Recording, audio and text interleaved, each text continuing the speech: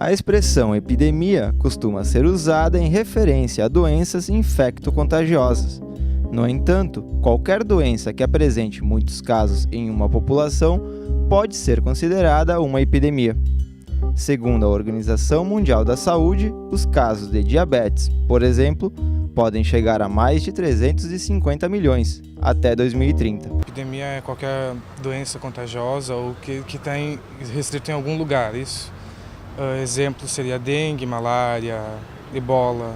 É uma doença que está muito localizada em uma região, assim, tem muitos casos em uma região, mas ainda não está, para ser pandemia, teria que estar no mundo inteiro, né, em todos os continentes. De epidemia dengue, por exemplo, febre amarela, o ebola, a princípio é uma epidemia. São muitas, inclusive diabetes também, essas coisas, e às vezes doenças que vêm até de outros países, né? Eu já tive gripe A, na verdade, eu tive em 2010. Eu tive virose no inverno, assim, e aquela coisa, por causa do ar da pessoa, tá em sala de aula, coisas assim. A maioria são por mosquitos, as tropicais são por mosquitos, então repelente, grades em janelas, não deixar a água acumular. Evitar lugar fechado, né, ambientes que não tem circulação.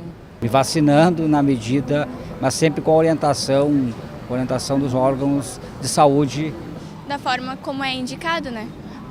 Tipo a dengue, a gente pode prevenir cuidando certos locais para não acumular água. Me vacinar, participar das campanhas, né, que tem aí na saúde.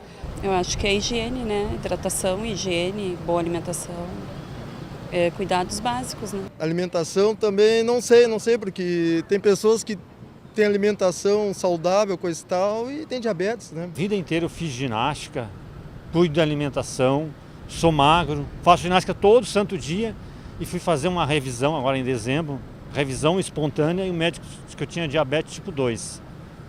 E aí agora? Como é que se explica isso? Eu nem sabia que diabetes poderia ser prevenida. Eu achava que ela era tão somente de caráter genético. Diabetes é uma doença de de deficiência de insulina, né? E é uma doença bastante comum hoje em dia na sociedade, ainda mais com essa história de obesidade e tal. É uma doença caracterizada por não entrar glicose nas células e algumas vezes precisa injetar insulina. A minha avó ela tem muitas feridas, assim, tipo, ela tem 91 anos, então ela cai, se machuca e para cicatrizar uma ferida dela é muito difícil. Eu acho que é uma doença bem complicada, que a pessoa tem que tomar bastante cuidado, porque a minha avó mesmo não tomava bastante cuidado e ela sofria bastante com isso, assim, tem que evitar realmente cuidar da dieta e tudo mais, para poder ter uma vida boa com a doença. Tive um caso recentemente, inclusive, que levou a óbito um tio da minha esposa, que teve uma série de sequelas por conta da diabetes, e conheço muitas pessoas, ela é uma doença que acomete aí um grande número de pessoas. Atividade física, fazer sempre a prevenção. As pessoas podem adquirir diabetes, como eu falei, então elas têm que estar sempre ligadas na sua saúde. Acho que é uma rotina saudável, acho que não tem nenhum segredo. Exercício físico, comida balanceada. E orientando desde a escola, do início, a importância de não se tornar obeso, porque a obesidade é um fator de risco para diabetes, né? Então acho que começar desde cedo. Estudos e alertas sobre os perigos que o diabetes gestacional pode trazer, tanto para a mãe quanto para o bebê, não faltam. Mas é preciso que haja um cuidado maior na prevenção dessa doença.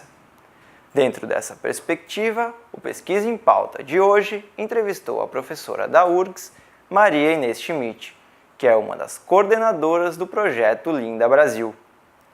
O estudo visa diminuir a incidência do diabetes em gestantes, utilizando-se do acompanhamento pré- e pós-parto das grávidas. Dentre os teus muitos trabalhos, atualmente está à frente do Linda. Qual são os principais objetivos desse projeto? Como a senhora se envolve com ele? O estudo Linda significa intervenções após o parto para mulheres que tiveram diabetes gestacional. O nome é em inglês, Lifestyle Intervention for Diabetes After Pregnancy. E ele tem como objetivo prevenir o diabetes em mulheres que, na verdade, têm um alto risco de desenvolver diabetes. Já se sabe que é possível prevenir o diabetes se a gente atua em pessoas que têm alto risco, mas identificar as pessoas que têm alto risco é um desafio. A vantagem de trabalhar com esse grupo de pessoas é que elas já foram identificadas na gravidez por apresentar esse alto risco. E elas fazem exatamente o que elas devem fazer para prevenir o diabetes durante a gravidez. Mas aí quando termina a gravidez, elas esquecem.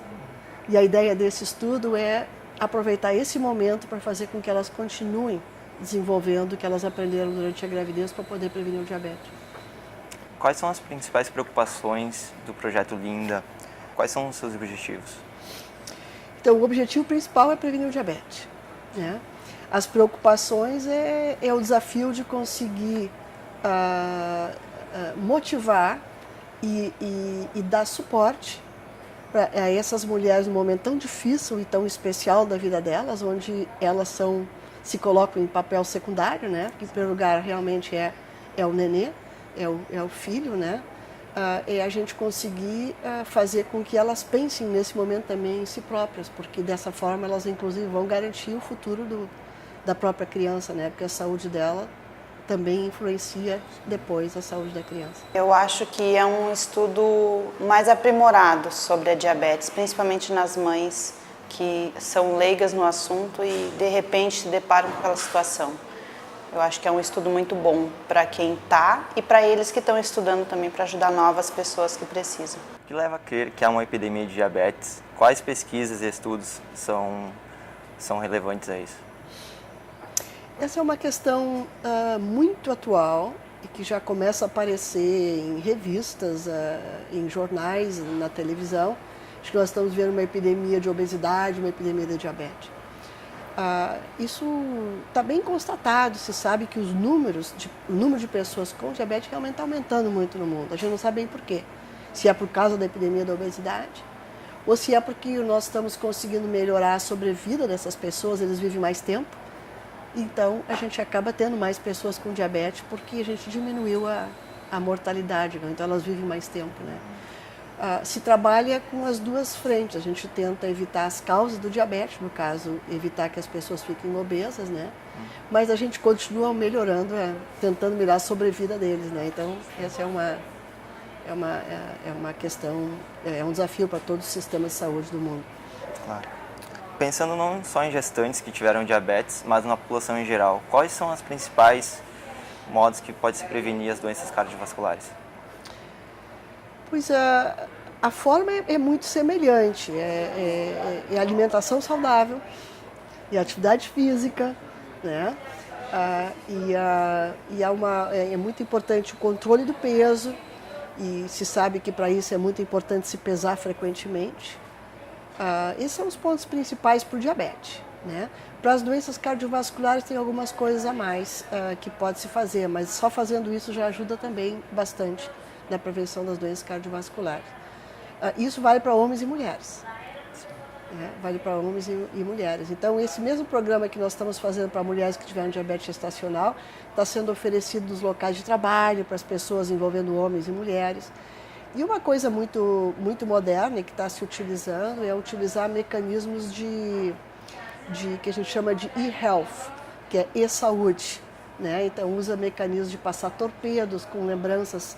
As pessoas lembrou de te pesar hoje, ou então que bom que o teu peso tá bem, ou coisa do tipo assim, né? E oferecendo serviços de consultoria por telefone também para apoiar as pessoas no seu dia a dia. Em função dos recentes acontecimentos com o vírus Ebola, tem se falado muito em epidemiologia. Tu acha que o Brasil e seu sistema de saúde está preparado para caso haja uma epidemia desse vírus aqui? A relação é bem correta mesmo, né? Porque a gente tradicionalmente fala em epidemia como sendo uma epidemia de uma doença infecciosa, né? E agora começa a se falar em epidemia de diabetes, de obesidade, doença cardiovascular, de câncer. Mas as epidemias, os dois tipos de epidemias estão acontecendo. A do Ebola é muito distante de nós, então pesquisa no Brasil ainda pouco se faz, até porque ela é muito recente. Agora, o Ministério da Saúde está preparado para fazer respostas rápidas a uma série de epidemias. Eles têm todas as preparações já para as epidemias recentes que nós tivemos, inclusive da H1N1. Agora, com a questão da Copa, também houve uma preparação grande para se atender a uma série de emergências. Então, eu acho que sim, o Brasil está preparado para receber e eu só espero que não precise, né? Espero que não chegue aqui. Claro. A universidade também desenvolve projetos como o ERICA e o ELSA. Que semelhanças têm esses projetos com o Estudo Linda? Então, do ponto de vista técnico, o LINDA é o que a gente chama de um ensaio clínico randomizado. O ensaio clínico randomizado é um estudo em que a gente decide por um mecanismo aleatório para que grupo que a pessoa vai. Então, ela recebe um tipo de atividade de apoio ou de tratamento e o outro recebe um convencional, digamos assim, e no final a gente compara os resultados. O estudo ERICA e o estudo ELSA são o que a gente chama de estudo de coorte. Então, as pessoas não são definidas para elas irem para um grupo ou para um outro. A gente observa o que elas fazem e aí divide as pessoas em grupos. Por exemplo, a gente pode separar em pessoas que fumam e que não fumam, a gente pode separar em pessoas que fazem mais atividade física ou fazem menos atividade física, mas a escolha foi delas, nós apenas estamos observando o caminho e comparamos também ao longo do tempo o desenvolvimento da doença em questão, né? Então, um é um experimento, digamos assim, e o outro, na verdade, é uma observação dos acontecimentos. Mas são parecidos, porque os três estudos têm um acompanhamento no tempo. Claro. Algo que a senhora queira acrescentar sobre o projeto, sobre a sua carreira? Pois o Estudo Linda nós estamos recém começando. Nós estamos agora aqui no Salão de Iniciação Científica, nós estamos com 4 alunos apresentando dados muito iniciais, da parte bem inicial do estudo. O estudo está recém começando e vai levar 5 anos, então eu não tenho grandes notícias, digamos, para dar, né? Já o ELSA não, o ELSA começou efetivamente aqui no Brasil em 2008 e nós já temos dados da primeira visita, já temos dados agora quase completos da segunda visita, então já tem dados na literatura que a gente pode mostrar. Eu acho que eu citaria um dos exemplos, são vários artigos já que estão na literatura, mas um dos exemplos é a relação, por exemplo, entre enxaqueca e o estresse do trabalho, que a gente mostrou que há uma relação importante entre essas duas situações. Bom, as perguntas eram essas, professora. Agradeço a disponibilidade.